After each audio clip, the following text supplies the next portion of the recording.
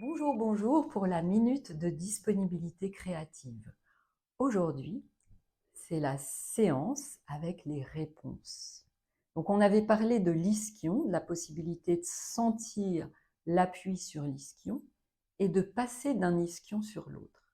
L'idée, c'est qu'aujourd'hui, je vais vous montrer comment vous pourriez faire en vous invitant ensuite à réécouter l'épisode précédent et à faire à votre manière, en ayant vu. Mais le plus important, c'est d'essayer et de sentir ce qui vous est propre, comment ça se passe pour vous, quel est le sens de la consigne pour vous.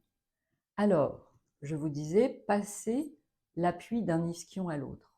On peut faire comme ça. Voilà, là je viens sur cet ischion, et puis je reviens sur l'autre ischion.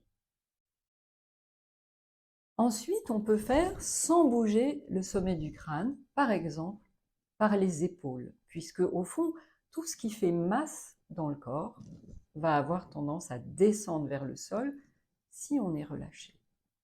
Donc sentir que si j'emmène mes épaules vers la gauche, l'appui vient à gauche. Si j'emmène mes épaules vers la droite, l'appui vient sur l'ischion droit.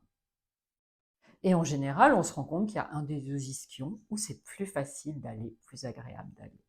Donc voyez si vous pouvez jouer avec ça.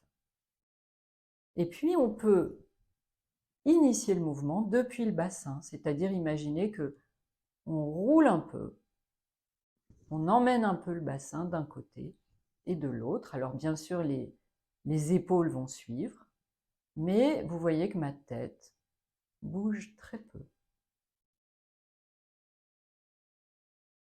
Ce qui est très différent du premier mouvement où on venait là et là.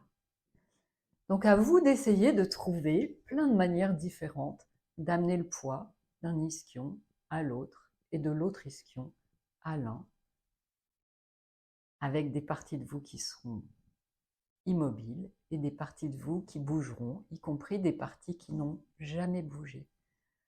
Je reste à l'écoute de vos commentaires et de vos questions. À bientôt!